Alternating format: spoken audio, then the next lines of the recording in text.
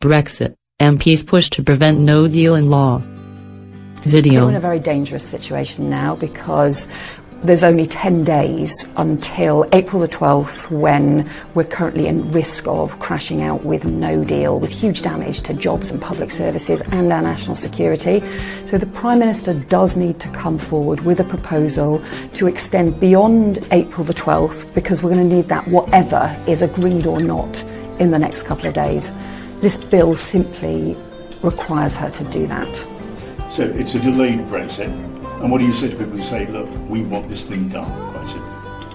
I think that this has been a deeply frustrating process and people are tearing their hair out, and really Parliament's been trying to do in the last couple of days what frankly the government should have been doing 2 years ago, to get consensus on a way forward. But we are really now running out of time again, and so the Prime Minister needs to make sure we don't end up by accident, despite all of these efforts, with no deal and the huge damage that would cause for the country. It's her responsibility to do that, but this bill will make sure she does if she's resisting. A cross-party group of MPs has put forward a bill to prevent a no-deal Brexit in 10 days' time. If passed into law, the bill would require the PM to ask for an extension of Article 50, which mandates the UK's exit date from the EU, beyond the current 12 April deadline. Labour MP Yvette Cooper presented the bill for debate on Wednesday. Meanwhile, the EU's chief negotiator has said a no-deal Brexit is now more likely but can still be avoided. Michel Barnier said a long extension to the UK's 12 April exit date had significant risks for the EU and a strong justification would be needed. Tory MP Sir Oliver Letwin, who supports Ms Cooper's bill, said, "This is a last-ditch attempt to prevent our country being exposed to the risks inherent in a no-deal exit. We realise this is difficult, but it is definitely worth trying." Ms Cooper said the UK was in a very dangerous situation and MPs have a responsibility to make sure we don't end up with a catastrophic no-deal. Speaking to BBC Radio 4's World at 1, she added, "We have been attempting to squeeze into just a couple of days a process that really should have been happening for the last 2 years, a process of trying to build a consensus around the best way forward. It is what the Prime Minister should be doing. It is the Prime Minister's responsibility to ensure we don't leave the country less safe." In March, MPs voted against leaving the EU without a deal, but it was not legally binding. Normally the government chooses which bills to present to Parliament in order for them to become law.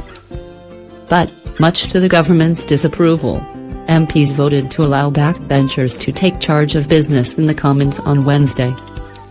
This gives backbenchers the opportunity to set aside more time on Thursday to pass the bill into law, as they will be in charge.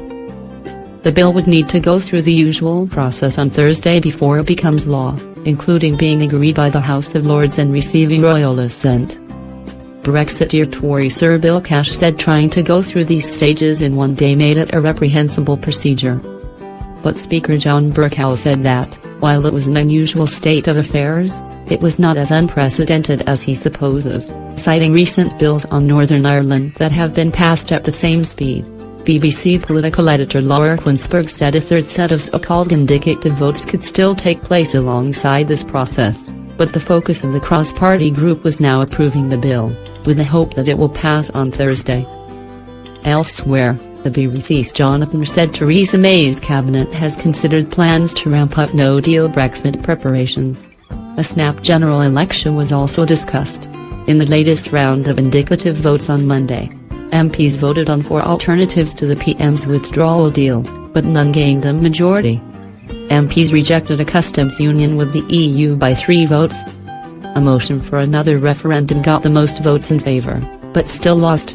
The votes were not legally binding, but they had been billed as the moment when Parliament might finally compromise. Earlier, Mr Barnier said, "No deal was never our desire or intended scenario, but the EU 27 is now prepared. It becomes day after day more likely." He told the European Parliament's Foreign Affairs Committee that things are somewhat hanging on the decisions of the House of Commons, and that the deal was negotiated with the UK, not against the UK. "If we are to avoid a no-deal Brexit, there is only one way forward: they have got to vote on a deal. There is only one treaty available. This one," he said, waving the withdrawal agreement. Video. Ladies and gentlemen, over the last days and weeks, the no-deal scenario has become more likely.